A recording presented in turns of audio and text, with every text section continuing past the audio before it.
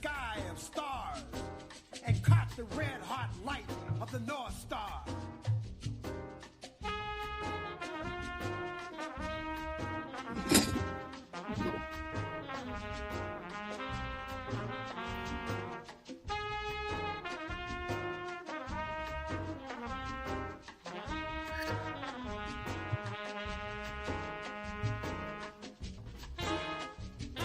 She opened the earth, walking with blood-soaked feet. She challenged the whip, the gun, the knife. She challenged the fire, pulled from the bodies of slaves, made into laws, prisons, and courts.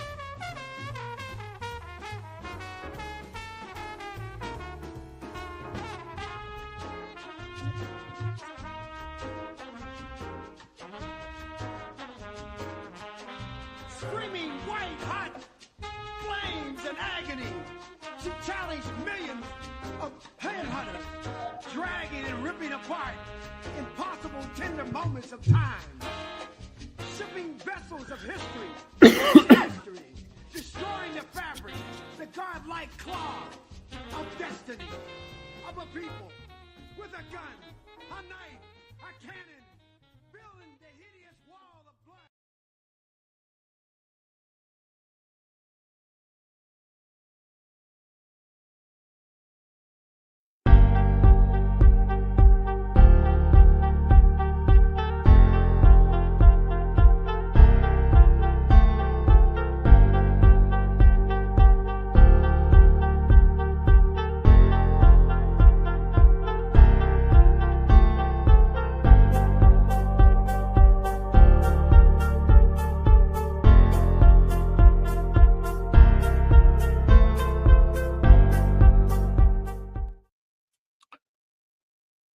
Good afternoon and welcome. On January 29th, President Trump signed the Laken Riley Act into law. Laken Riley was a 22-year-old nursing student who was murdered by an undocumented alien on the University of Georgia's campus on February 22nd, 2024. The act requires U.S. Immigration and Customs Enforcement to detain and repatriate undocumented aliens who commit theft, burglary, larceny, shoplifting, assault against police officers, and crimes that result in serious bodily harm or death. This legislation also allows for states to sue the Department of Homeland Security for injunctive relief if immigration actions such as parole, violation of detention requirements, or other policy failures harm that state or its citizens. Are laws such as the Laken Riley Act solutions or more knee-jerk reactionary politics targeting immigrants and taking us nowhere? Let's connect some dots and find out.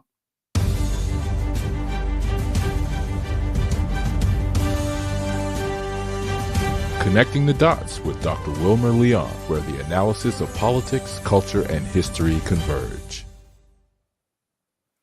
Welcome to the Connecting the Dots podcast with Dr. Wilmer Leon, and I am Wilmer Leon.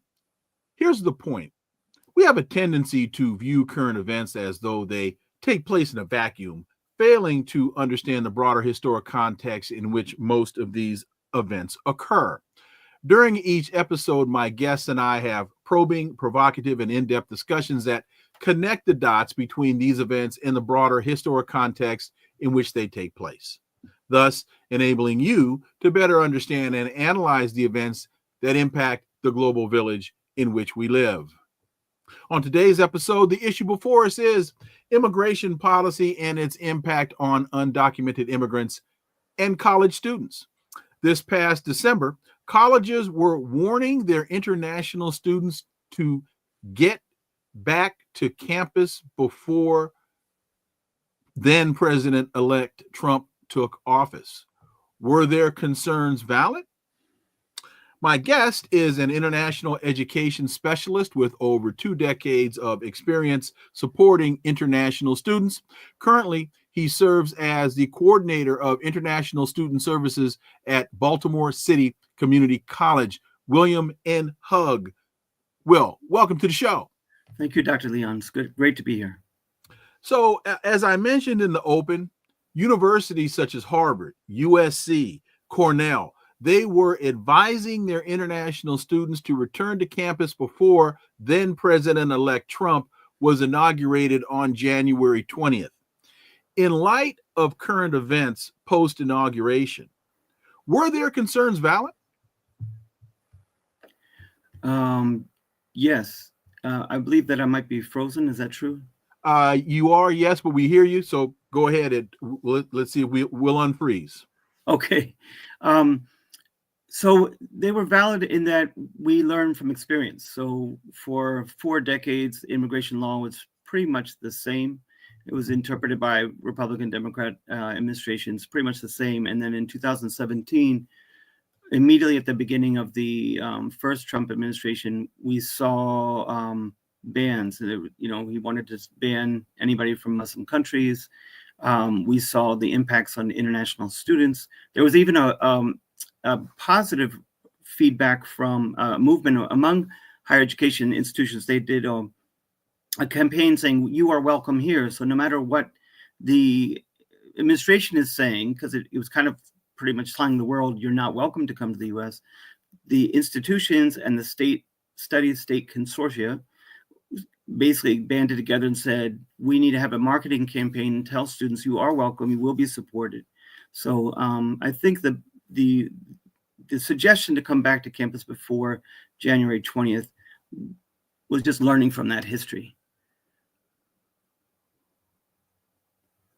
During his first administration, you had the Muslim ban that made it difficult for a number of foreign students to return to their studies in the United States. He then added insult to injury by adding more countries to the restricted travel list. So there seems, when I said in the open that this was really, or asked the question, is this knee-jerk reactionary politics? What's your thought?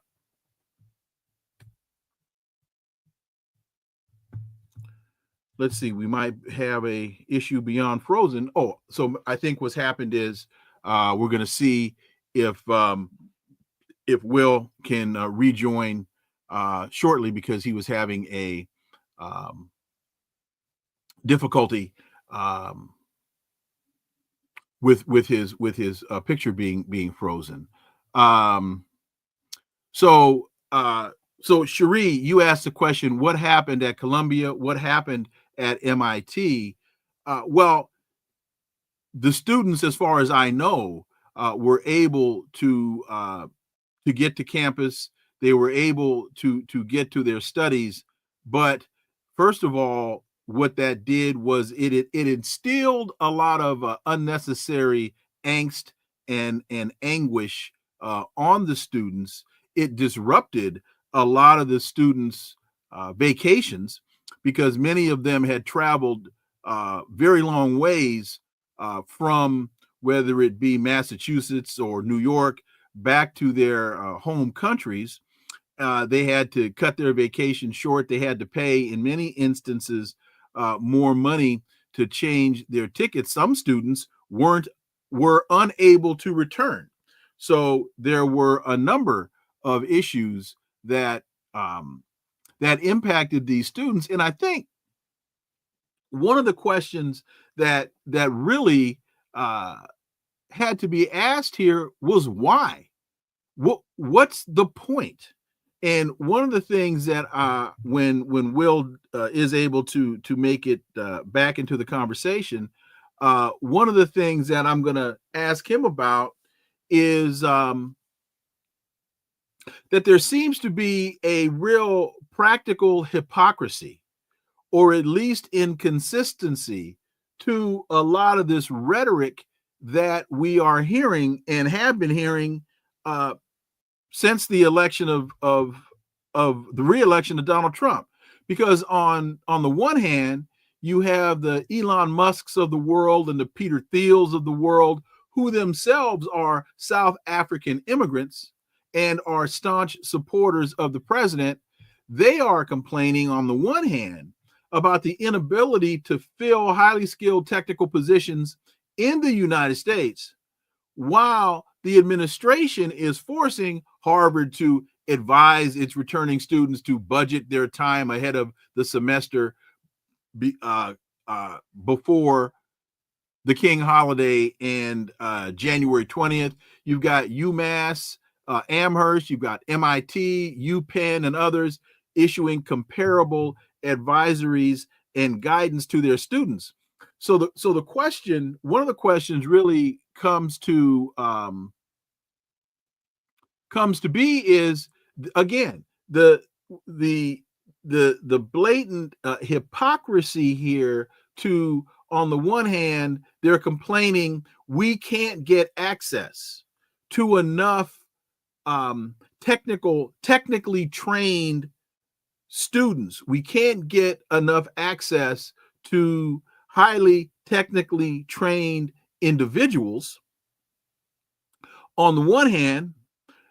And again, they're backing the president while he is making it increasingly more difficult for a lot of these students to return to their studies in the United States. Flat Earth hangouts, ICE should arrest Musk and Thiel. Well, that's not. I won't argue with you on that point. Cherie, college professors were worried about their jobs and tenure. That is correct. That is shifting, I think, the focus of the conversation a little bit away from the immigration issue to the Zionist support of anti-Palestinian activism. But the overarching idea here is, I think, very similar, and that is existential threats to what for a lot of years was considered to be the sanctity of institutions of higher learning. There was a time where at least the perception was that a college campus or a college university or a university campus was supposed to be the safe space for liberal thought. And I don't mean liberal with a capital L. I mean liberal with a lowercase l. That institutions of higher learning in the United States were supposed to be safe spaces for the discussion and the debate of different ideological thoughts, constructs, concepts, and thought. And that you did not have to worry nearly as much about expressing yourself, about pursuing issues and interests that were outside of the norm or outside of the mainstream dominant narrative. But with the, I'd say post Reagan, and then even probably more historically accurate with the rise of Dick Cheney and his wife, his daughter's Liz Cheney, his wife, whose name now is escaping me. This whole resurgence of this staunch ultra conservatism, which has really gone a very long way in narrowing the freedom of speech, in narrowing the freedom of Lynn Cheney. His wife is Lynn Cheney, and she led an organization out of one of the think tanks that was going after college professors, and this was, of course, post 9/11, going after college professors who were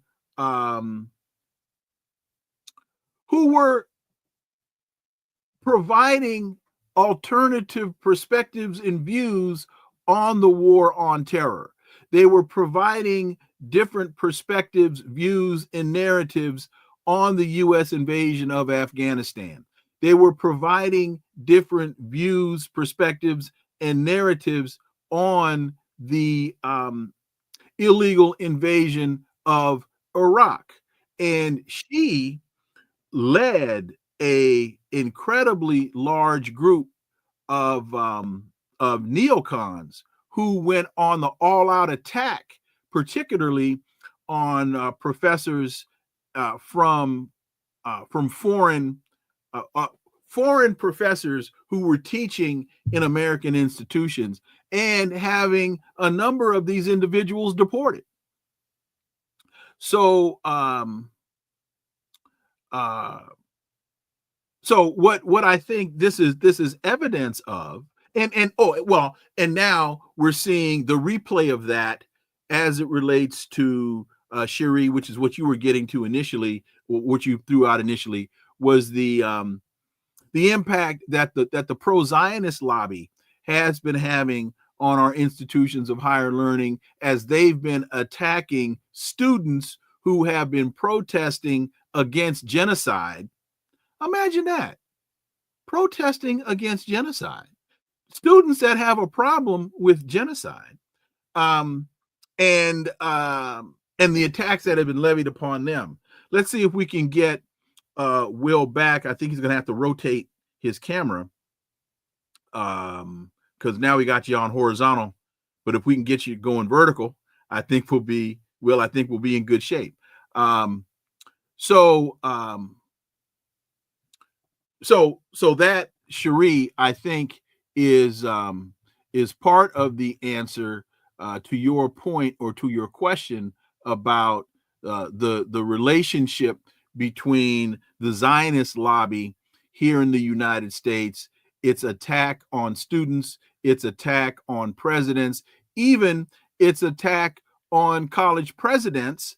As you look at what happened to Dr. Gay, look at what happened to the president of Columbia and the president of University of Pennsylvania, all of whom were summarily called onto the carpet before Congress to allegedly testify. There we go. To allegedly testify, and then summarily fired because they actually were trying to find solace in the First Amendment.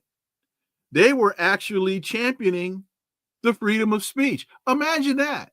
A college president championing the First Amendment.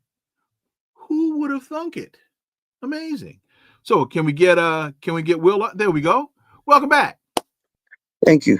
Welcome back. So I'm not quite sure where we left off. So let me repeat this question, and then we'll take it from there.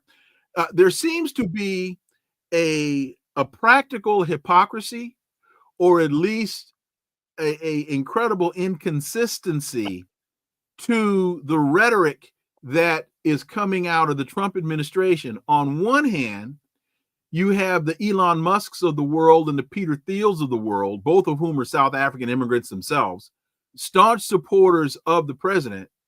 They are complaining about the inability to fill highly skilled technical positions in the U.S., while the administration is forcing Harvard, but the actions of the administration are forcing institutions such as Harvard and MIT, UMass Amherst to warn their students about coming back to the United States early. So you've got many on the Silicon Valley side saying we can't find enough highly trained engineers, Mm. well, we're keeping the folks we're supposed to be training from coming into the country.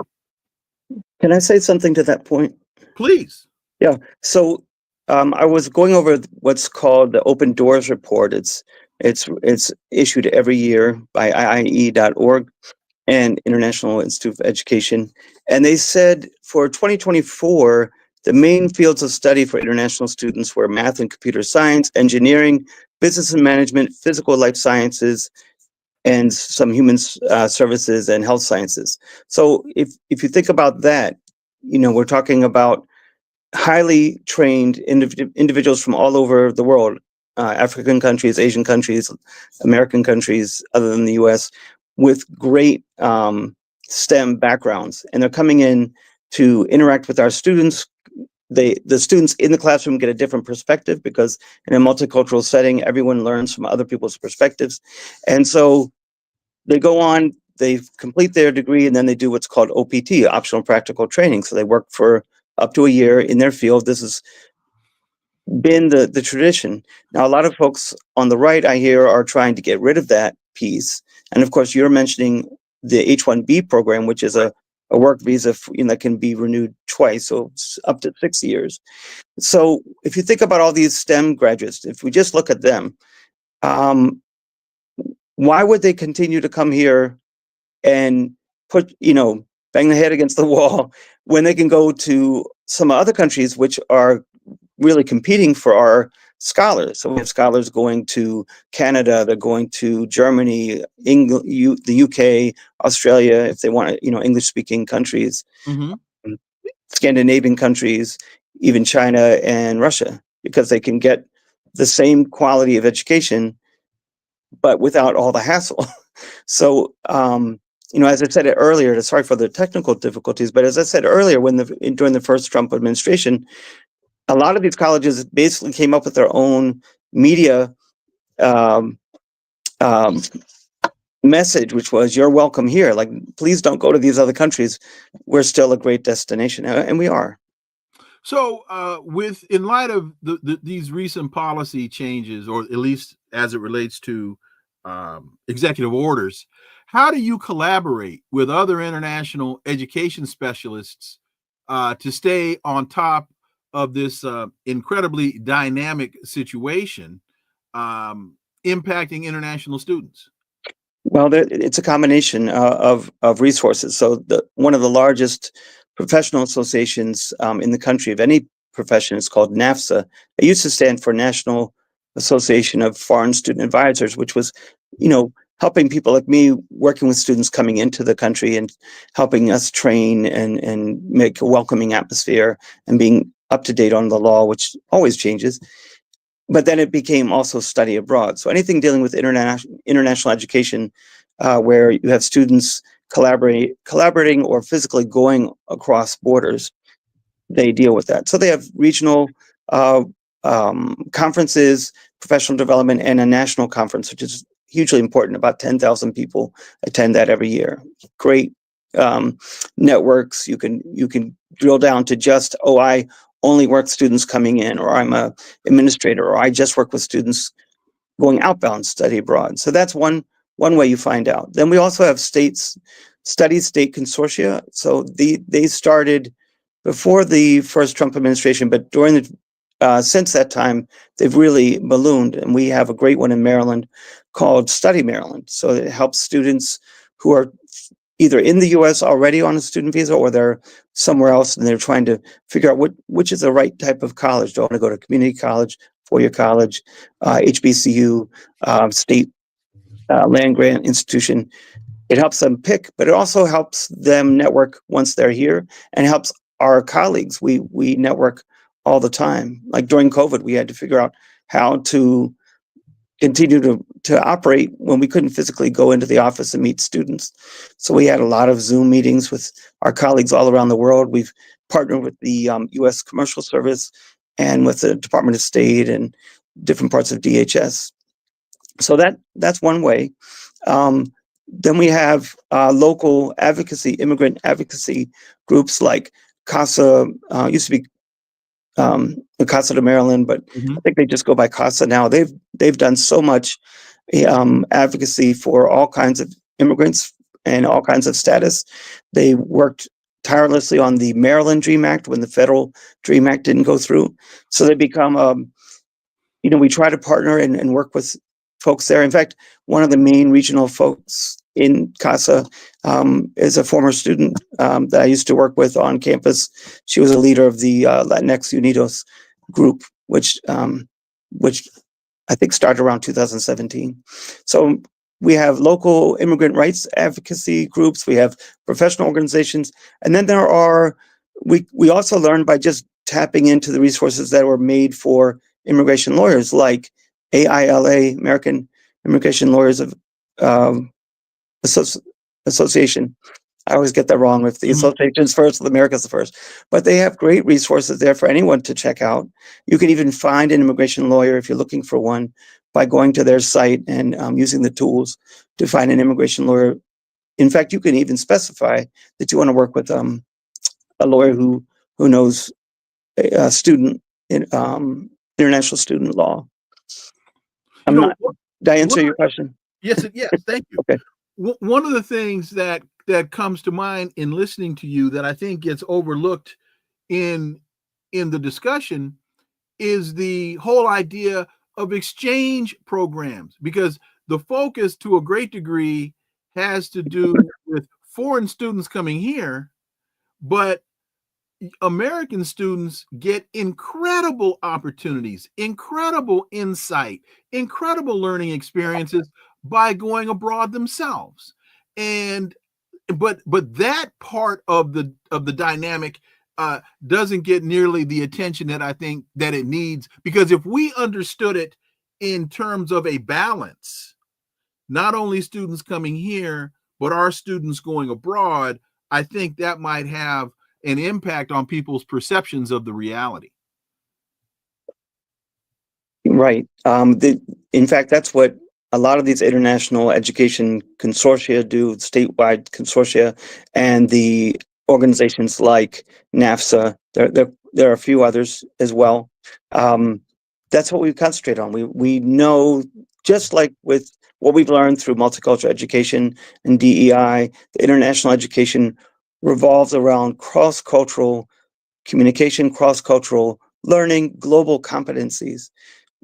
And that benefits our domestic students, right? So just like the arguments for affirmative action, one of the arguments historically has been affirmative action was helping the students from all backgrounds because it was ensuring a diverse learning environment. And as I said before, when we have people attacking the same task and cooperating on a intellectual project, we learn so much if somebody's grown up in a different cultural background. Think about how that multiplies when you're artistic background, ethnic traditions, religious traditions. In fact, we've seen studies where organizations have said the more diverse we are, the stronger we are, the more effective we are, because we catch things. There was that long told history of how when the Chevy Nova was being marketed in Mexico and the Mexican market, they couldn't they couldn't market it, and they didn't understand why. And so finally somebody who knew Spanish was like, Nova means can't go or doesn't go. So, you want to have a multicultural, multilingual task in any composition of any organization, whether it's educational or for-profit business, nonprofit businesses, community organizations, because you see things that you just wouldn't know. It's not your perspective growing up. That Nova example is a great example. And what a lot of this signals to me is a regressive mentality, an anti-progressive mentality, because we have moved away from the unipolar dynamic, and we are now in a broader multipolar dynamic, and that isn't necessarily limited to militarization. It isn't necessarily limited to the economic dynamic, even though those things are very relevant and real. We are now truly in interrelated space, but there seems to be this fight against that reality, and these immigrant issues, these immigrant student issues seem to be playing right into that. Excellent points. I couldn't agree with you more. My training was in multicultural education and Black studies, Russian studies. So my whole educational experience has been, how do we get the most out of being the most cross-culturally competent, globally competent? So that's my training. And when I arrived at the local community college, I found there were pockets of people who felt the same way. And then I met colleagues around the state and the nation, and we're just thrilled at working with diverse populations, whether they're domestic or foreign-born populations. As we make, one of my multicultural education professors said, when you're looking at organizations, and they were talking about multicultural organizational development, which I highly recommend. They said it all boils down to three things: who's here, who's not, why not? So if you think about education that way, in any educational institution, if you continue to ask those three questions, you're going to make great progress in making a stronger, more inclusive, more welcoming environment. And as we've said, the studies have borne out that a more diverse environment is more welcoming and more productive, and everybody gains from it. So yeah, going back to pre-civil rights and going back to segregation, I mean, I really feel like that there are people that would prefer that. It's like that's not the answer. We've already done that. We've made so much progress. We don't want to go back. Cherie asks, why was there segregation in our schools? Which I think is a very good question. I'm gonna attempt to answer the question very simply, and if you want to take a swing at it, please do. Cherie, if you're trying to maintain a social order, as the segregationists were trying to maintain up until the Brown case and even past, you can't, if you're trying to maintain a social order that is based upon a hierarchy, an artificial hierarchy based upon the mythology of race, then you can't have children interacting with each other in the classroom as equals, because it's the classroom where the first level of indoctrination into that racist mindset manifests itself. So you can't have children interacting with each other, playing with each other, becoming friends with each other in the school setting, and then when they get home and the child says, well, why can't Billy from across the street come over and play? And then their parents say, well, he isn't or she isn't welcome here. You can't, it becomes exponentially more difficult to maintain that racist social order that you are trying, as a society, that you are trying to maintain if you have your children playing together with each other as equals on the playground. Well, that was a little bit off what we, but I'm going to try to tie it into my experience with this personally, and also what I've learned through history. So number one, I was an Africana studies major. We called it back then Black studies.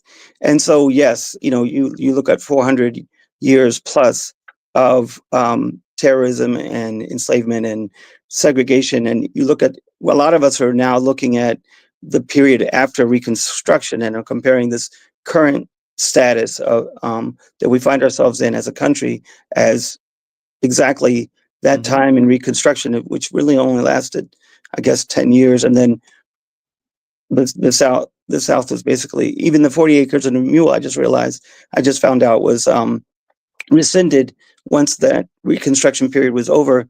And so Black families were kicked off the actual 40 acres and a mule once Reconstruction was stopped.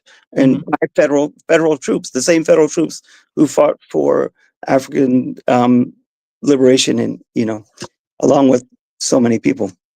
Number two, segregation was it's not the only instance where the U.S. government used its legal powers to discriminate and terrorize. We look at, of course, the indigenous people, we have to look there first. Yes. We look at the systems of reservations and moving people literally in the Trail of Tears and genocide through the Trail of Tears. Moving people to an area that was arid and barren.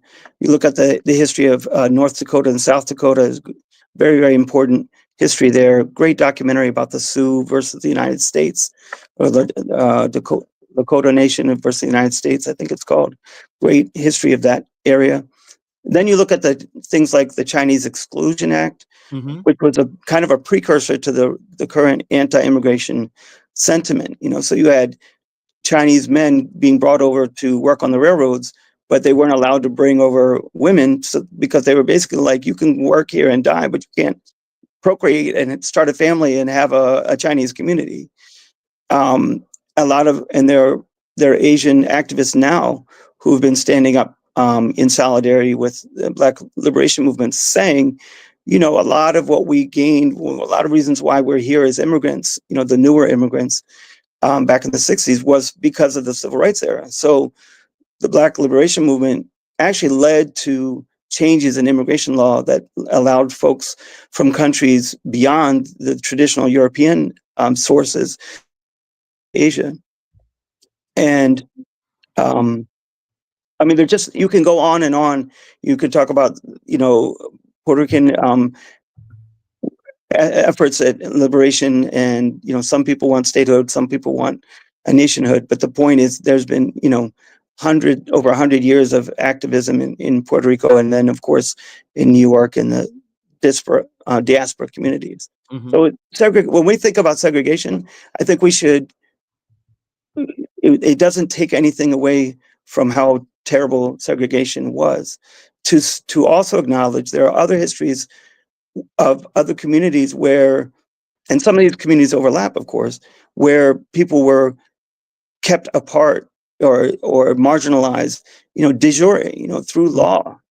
And that's where I think the power in fighting what's going on happens, is you have people with their different specialties and the different communities, and some people of course belong to many different communities, standing up and saying, wait a minute, we want e pluribus unum, we don't want segregation, we want out of many one. That's what we're about. Not assimilation, but like the tossed salad metaphor that people say, well, we all have our own individual components from our own communities, but we come together and we're amazing together. The around this whole idea about these executive orders as it relates to education, the president's alliance on higher education and immigration, and that's not the White House president, that's the presidents of institutions of higher learning, has expressed concern about the array of executive orders announced by the Trump administration and their potential harmful impact on higher education campuses and communities. Quote, the U.S. is facing an immense talent imperative to sustain our global economic competitiveness, drive innovation, fill workforce shortages, and produce a trained and dedicated workforce. Higher education institutions and measures that allow for undocumented international and refugee students to study and succeed in this country are essential components of helping our nation seize these opportunities. Your thoughts on this, and I find it interesting, if not ironic, that this all seems to really be encompassed by, it's not only an attack on immigration, there's a direct attack on education. And this takes me back to Donald Trump's statement or quip that he made back during the first campaign. I love the uneducated.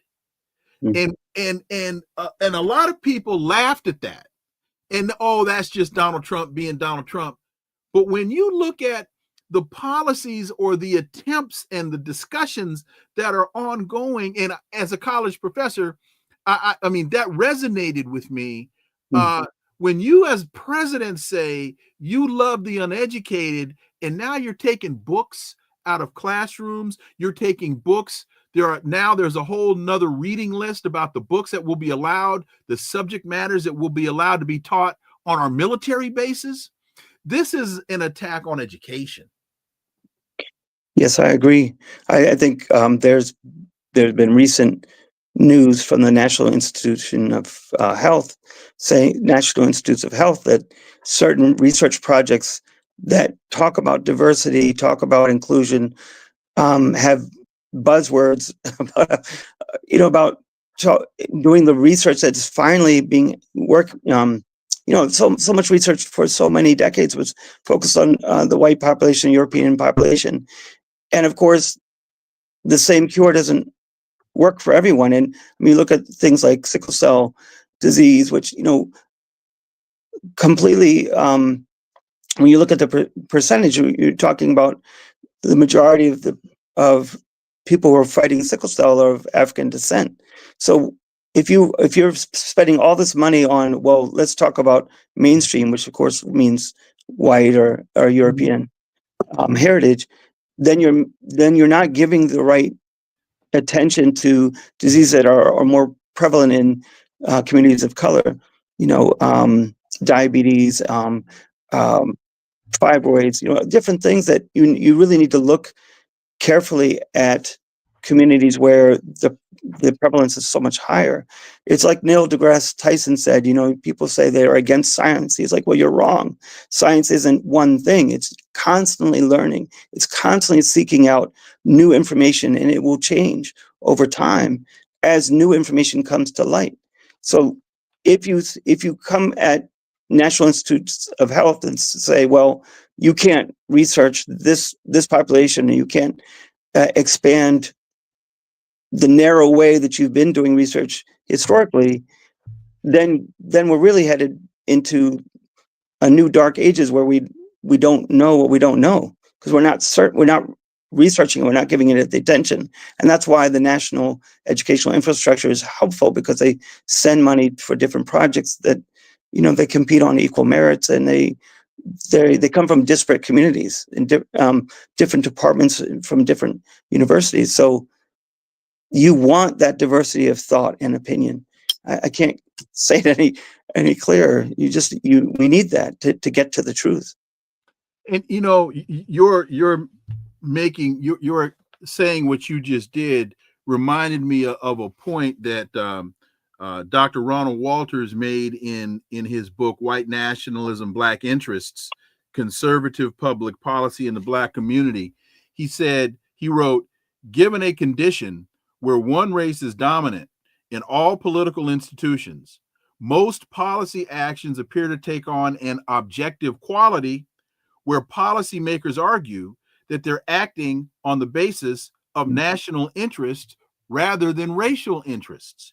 In fact, how to separate the objective civil interests of the state from the subjective racial interests of those who manage it constitutes a critical problem, posing an impediment to the achievement of democracy. So what he's saying is, and this to me gets to the whole anti-DEI and all of this. And when you look at those that make up Donald Trump's cabinet, I think there's only one person of color on the cabinet that, when it's a dominant element of the culture making policy, it's easy for them to say we're doing this in the national interest, when in fact the national interest has nothing to do with their objective. They are trying to further their own racist intents.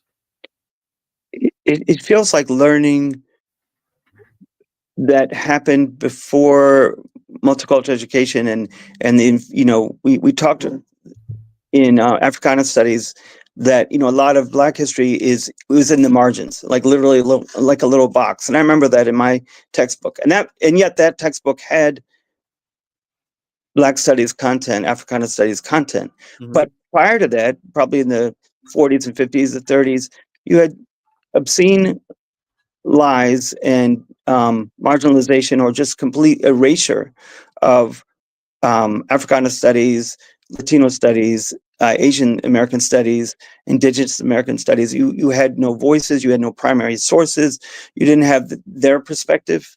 If we're going to go back to that, then we're going to really fail, because we're not just failing the children who are in these schools, we're failing entire communities, because often the information that the students bring back home is something that the previous generation wasn't exposed to. It's a learning opportunity for the entire family when the students get the most up-to-date, inclusive information. You can't expect that the information is going to go away. You look at, like, was it Hillman Talk University? It's like you have all these professors of African descent, I believe, who have banded together and said, okay, if you're gonna get rid of Black studies in the schools, we're going to have our own university online. You can't erase information. It's only going to grow. But they have this false sense that if they just obliterate any mention of people of color, that history goes away. The history doesn't go away. It's going to make people even more upset to realize that history was hidden from them. In fact, from my own personal experience, I was a really good history student in high school, Mhm. and went to a predominantly white high school, private. And when I got to college and took my first semester intro to Black Studies class, I was so angry What at my motivated you to school. do that? What motivated you to take that class? Well, I mean, I grew up during integration. I went to a public school with majority Black. My neighborhood was integrating mostly like Irish and Italian Catholic traditionally, and then became more and more Black. In fact, that neighborhood is now almost completely Black or of African descent, however people want to say it. So I've just felt like I was missing something in my my education. Like, I was a good student of history. I knew what I was missing. And then after that first course, I was like, okay, well, I'm probably going to major in multicultural U.S. history, which my advisor, who's taught in Black studies and women's studies, she was like, well, you can't do that. You got to pick one. So I picked Black studies, and actually the head of Black studies asked me, well, why are you doing this? Because there were a few whites doing that at the time. There was only one guy I know named Sid, who had done it. But I learned so much. It opened everything in my mind, even though it wasn't like the first time I'd learned any content or culture from the Black experience. But it propelled me to the point where I could actually have conversations. Because it gave you a different context. Mm-hmm. It put it. One of the things that I say, I said it at the top of this, is that we have a tendency to view things as though they happen in a vacuum. And so you can learn Black history or Black studies, but what that does, if you're actually open to the construct, is it puts American history in a broader, proper context, which is what the Donald Trumps of the world and those that are backing him are so horrified about. To me, it's like reading a textbook. So pre-Black studies is like reading a textbook that's where half of the pages are blank. And then you pick up a lot of knowledge through Black studies, and now another quarter has been filled in. And then you're like, well, wait a minute, I need to know about Latin American history. I need to learn about Asian American history and, Indigenous, history. That's why I did it. Redacted document from the CIA. Redacting, yeah. Yeah, the word. is blacked out. Yeah. Let's shift gears a bit from the education aspect of this and go back to the Laken Riley Act. Again, Laken Riley was a 22-year-old nursing student who was murdered by an undocumented alien or immigrant on the University of Georgia's campus in 2024.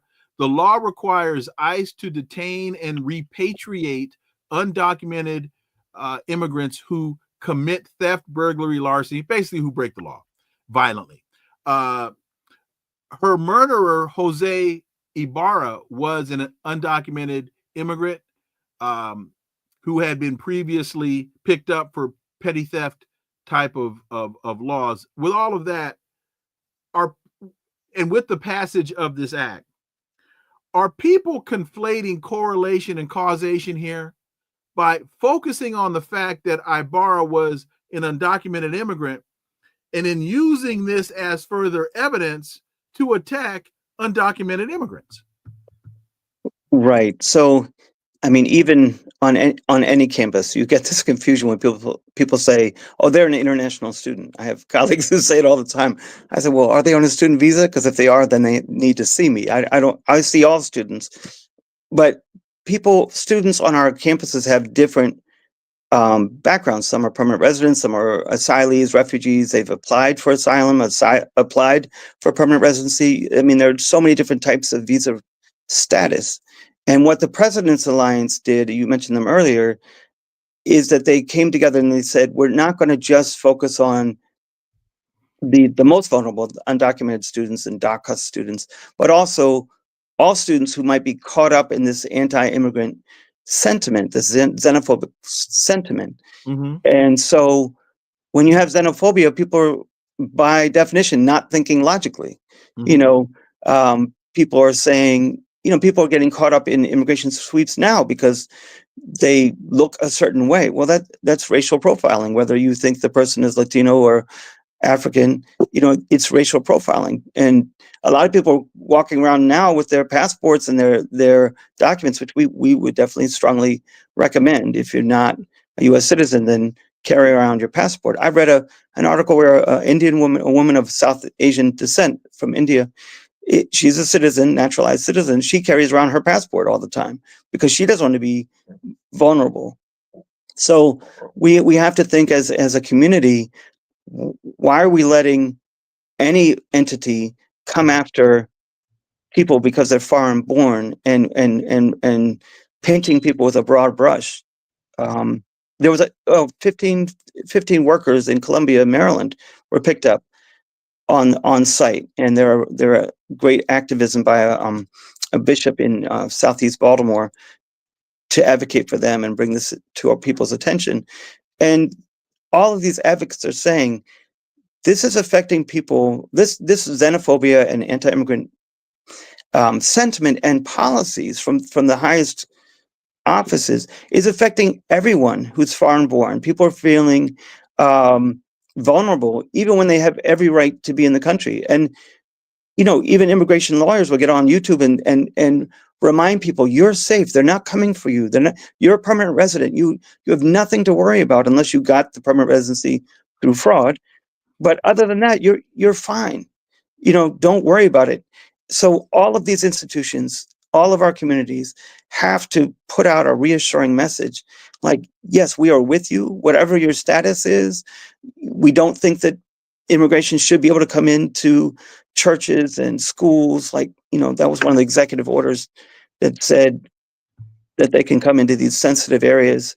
Mm-hmm. We have to stand up for people who are the most vulnerable at this time, because otherwise, it's like Niemöller said, first it was first this group and I didn't stand up for them because I wasn't that group. And then it was this group. And finally they came for me and there was nobody to stand for me. I think they've tapped into the anti-immigrant sentiment in the US in general. This president is not the cause of it. He's a symptom of it. And we have to decide that's not where we're going. We're going to continue to be inclusive. Expand a bit on the issue surrounding safe or sensitive locations, because and the impact that you see that this is having on safety and the trust of students in schools, and not just schools. For example, now, because there was a time they couldn't go into hospitals, churches, schools. Well, Right. so now there's a horrific rise in flu cases. Well, now people will be more reluctant to go to the hospital to have their flu symptoms eradicated or addressed. Right. So now you're going to have the spread of flu. Just as one, I mean, that to me is so idiotic.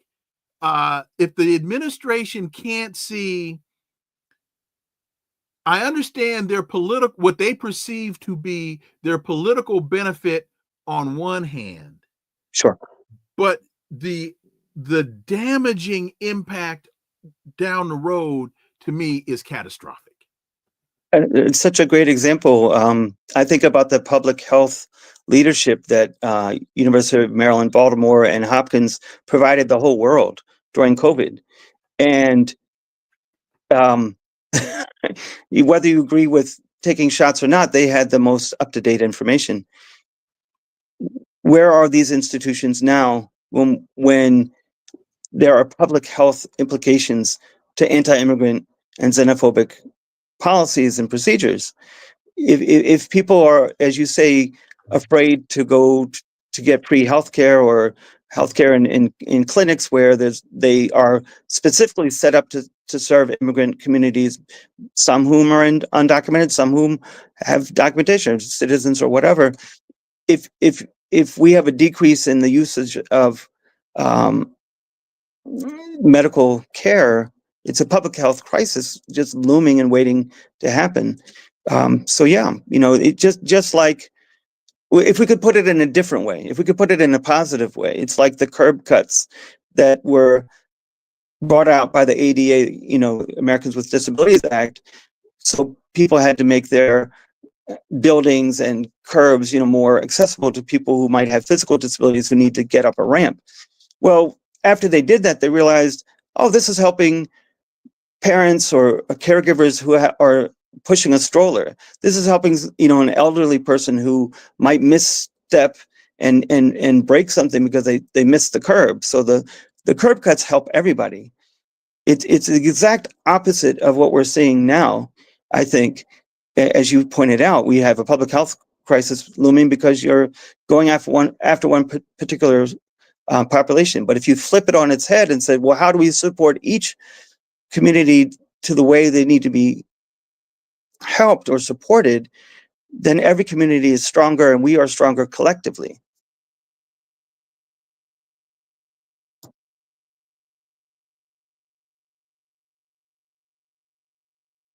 I talk about the roles, and I want to. You've been doing this, but I want to narrow the question to this point. The roles that universities and colleges are playing in protecting their students from this trauma, from this disruption that is being caused by these policy changes.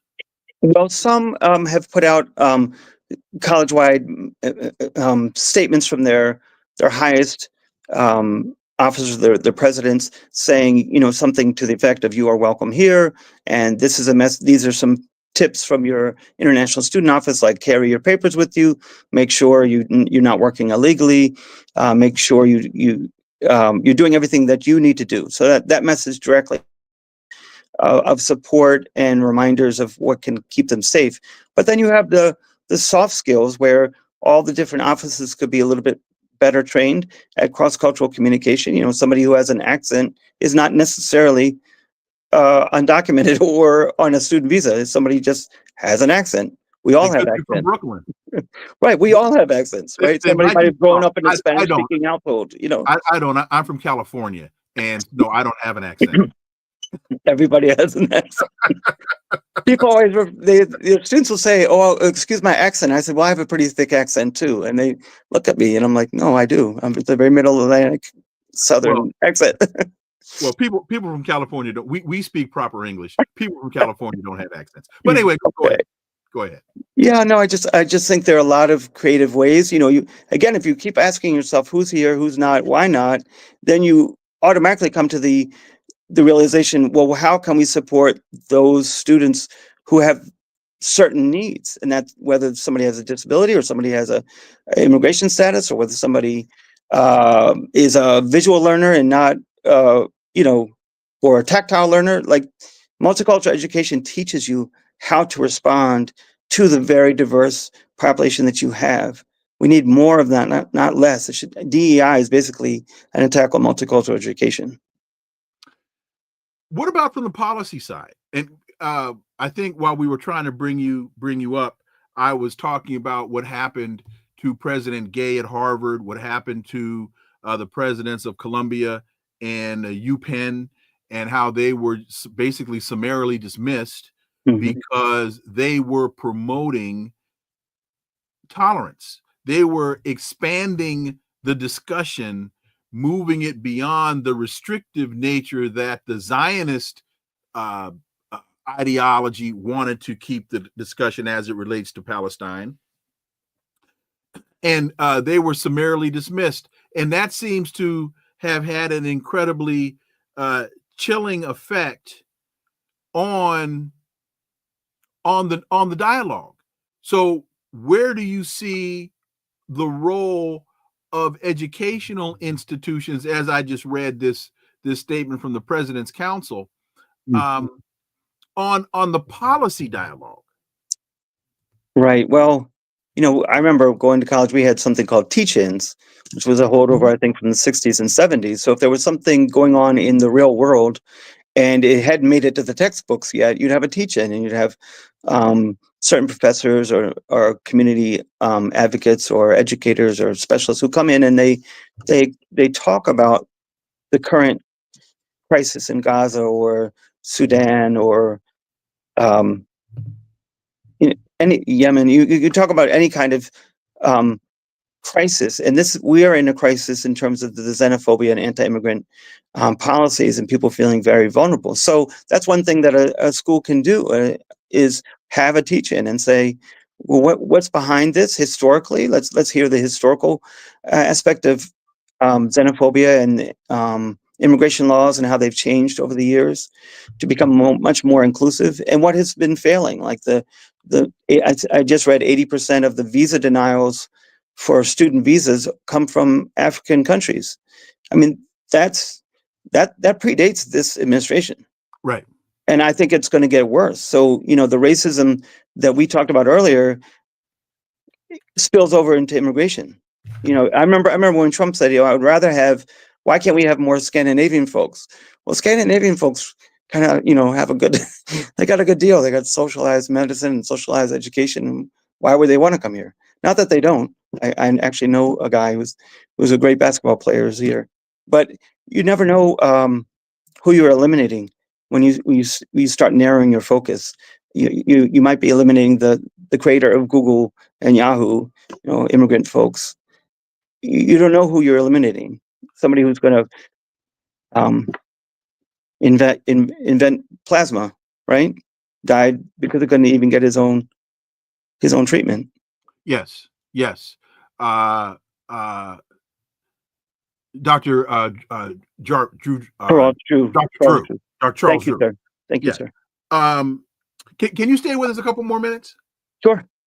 You just mentioned the statistic about, I think you said 65% of the denial of student visas, those students were coming from African countries, and that this predates the current Trump administration.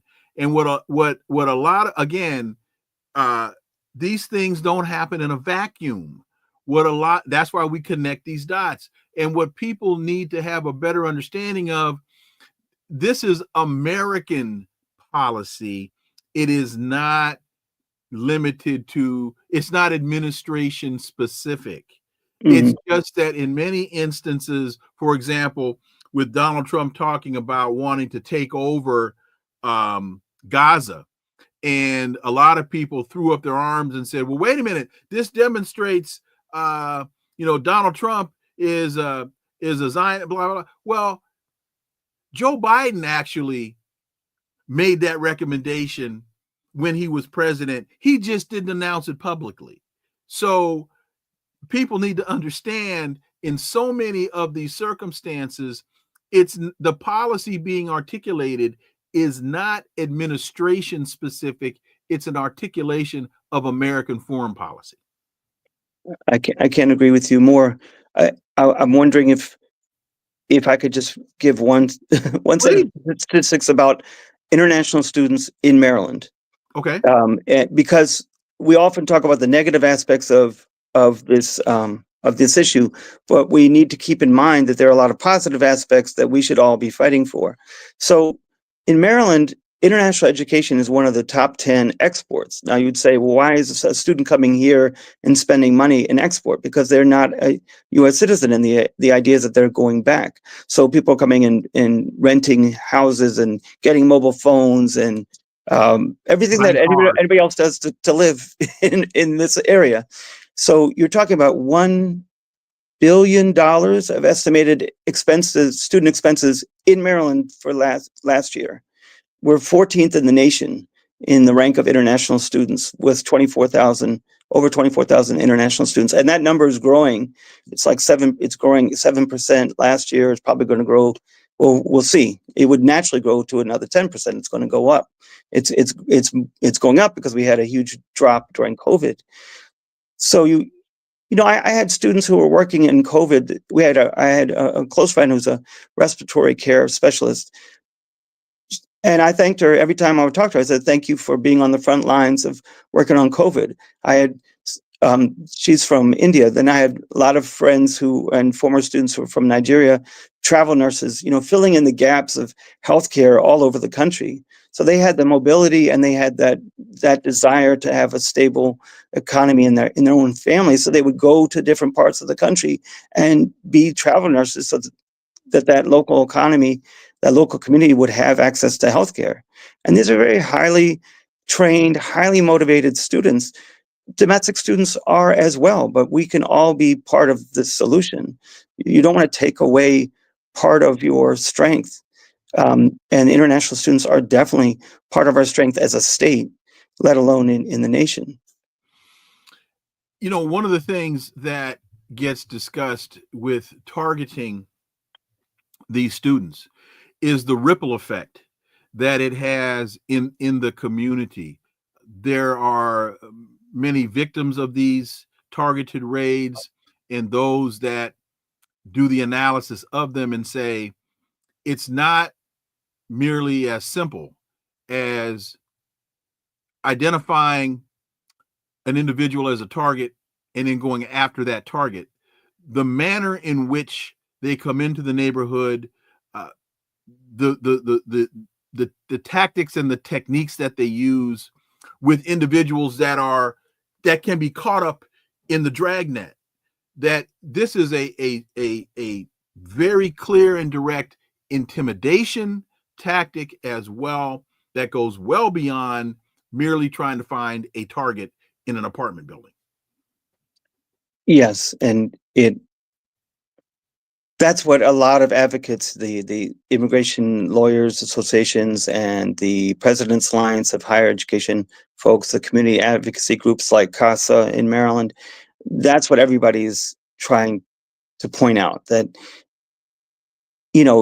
of course, if somebody has broken the law and they're a criminal, and then you find out they're here without documentation, then that's one thing. But when you start going after people, I think, like in the case of that Columbia, Maryland raid, I think they said, none of those who were caught, I think none of those people who were caught up in the raid had any criminal history at all. I think they've done, wish I had the study, but there's a lower percentage of crime being committed by immigrant communities, members of immigrant communities, than the general population. So it's a stigma. It's this lack of knowledge.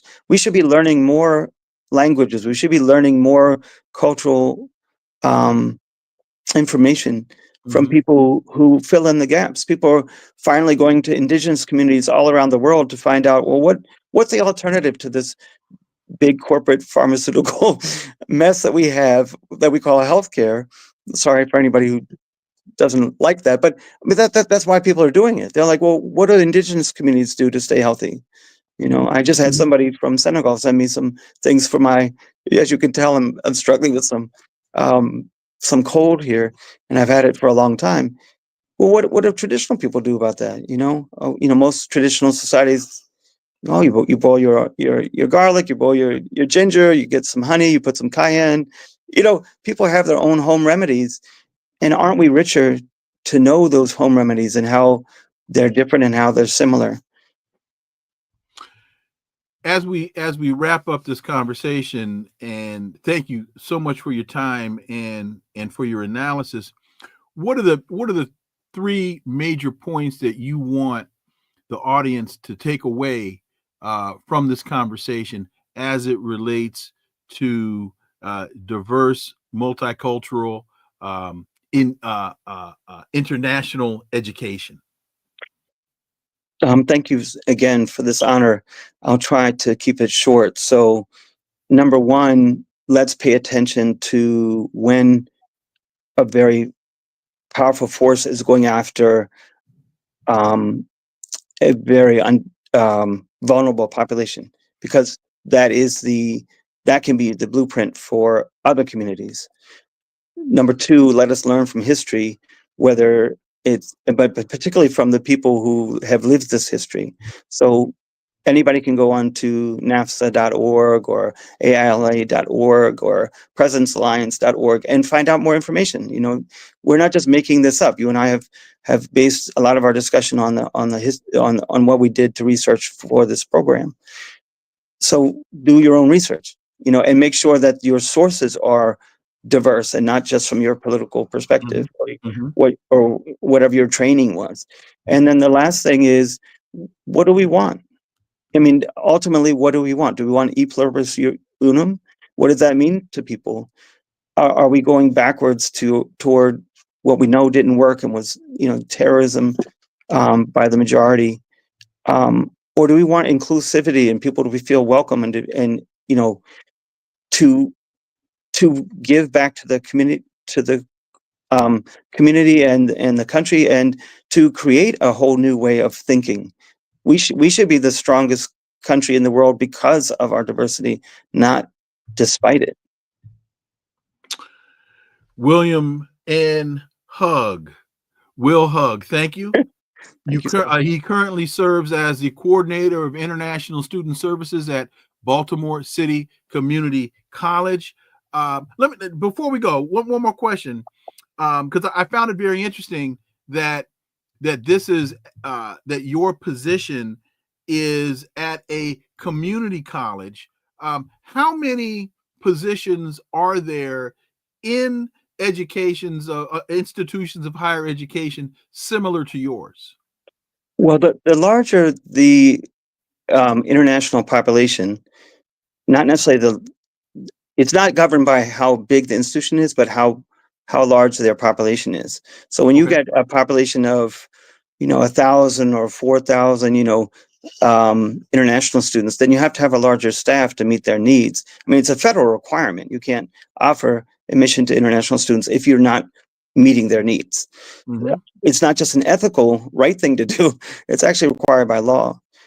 So the position I have is called primary designated school official, which just means I'm the one that talks to immigration and I try to protect the school and the students.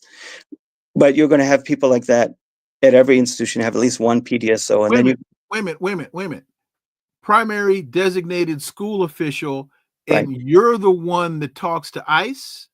That's right. Every day I have to go in. So every day I have to go into their system, which is called SEVIS, and it keeps track of all international students, and you have to report every semester if they're full time, if they fall out of status. Let's say they don't enroll or they just stop going and they withdraw from the classes. Then by law you have to report it. You have to report if they've changed address. And this system was put in place. It started to be put in place after the first truck bombing of the World Trade Center. You remember, I think it was 93. Yeah. And then Yeah, it went Blind into, Jake and his crew. and then in 2001, after 9/11, they put it in high, they developed it within less than 2 years, I think. So I think it was instituted countrywide, US-wide, 2003, which is when I started in this profession. And I was brought on, in fact, because with the new CEDA system, this huge database, we would need more people to just keep up with all the data entry and reporting requirements through this very large database. Some may think that I'm saying this in jest, but you're mentioning the first bombing in the garage, the basement garage of the World Trade Center, and the Blind Sheikh was tied to that, and that the system that you're referring to came out of that. I wonder, what did they do after the Mura bombing in Oklahoma and Timothy McVeigh? I personally am very concerned that, we have had federal agents who are worried about homegrown terrorists, and they're like, well, the biggest threat to homegrown terrorists are basically white supremacists who Right. are taking this violent, intentionally violent path. So under this current administration, they just let out everybody from January 6th. These are folks connected to Christian nationalism, connected to Aryan Nation, connected to Nazism, connected to all the worst of us, and if we're giving them a free pass, but we're going after the, undocumented, non-violent offenders, you should be going after the violent supremacists who are trying to take us back to the KKK and the white citizen councils and all. That's who we should be concerned about, because you've got to stop that before it gets bigger. Well, again, William Hug, thank you so much for your time. Greatly appreciate your time today, and really look forward to having you back. Thank you, Dr. Leon. It's been quite a pleasure. Thank you. And let me just quickly make a point to some of y'all in this chat. You're taking these conversations in directions that they really that are counterproductive. This Dr. Nick thing and this Zhao thing, y'all, first of all, understand this. One of the problems with texting is you don't get tenor, you don't get tone. So it's very easy to misconstrue what is an innocuous or innocent point, because again, you can't see the person making the statement, you can't hear the person making the statement, you get no tenor, you get no tone, you get no context. So I don't know how you guys got off into this name calling, really juvenile, childish BS. But if you could do all of us a favor and take it somewhere else, because this is not the space for that. You don't hear me doing it, and you don't hear me doing it for a reason. So, because I can go there with the best of them. But as my pastor told me, he said, Wilmer, all that dialogue really does is show how narrow you are, how limited your vocabulary is, and how idiotic and childish you are. So if you guys can really take that garbage someplace else, it's counterproductive.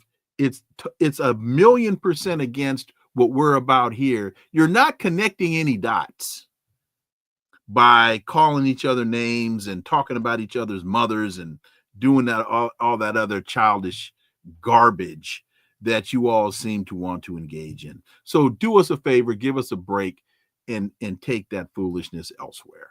Again, William Hug, thank you so much for your time. Greatly appreciate it. Look forward to having you back. Folks, thank you all so much for listening to the Connecting the Dots podcast with me, Dr. Wilmer Leon. Stay tuned. New episodes every day. Please follow, subscribe, leave a review, share the show. Follow us on social media. You can see all the links below in the show description. We need your contributions on this, folks, because this isn't cheap. and the account is growing thin. And remember that this is where the analysis of politics, culture, and history converge.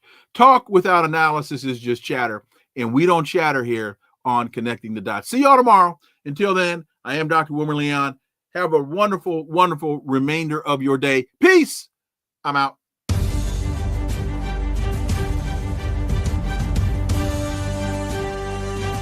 Connecting the Dots with Dr. Wilmer Leon, where the analysis of politics, culture, and history converge.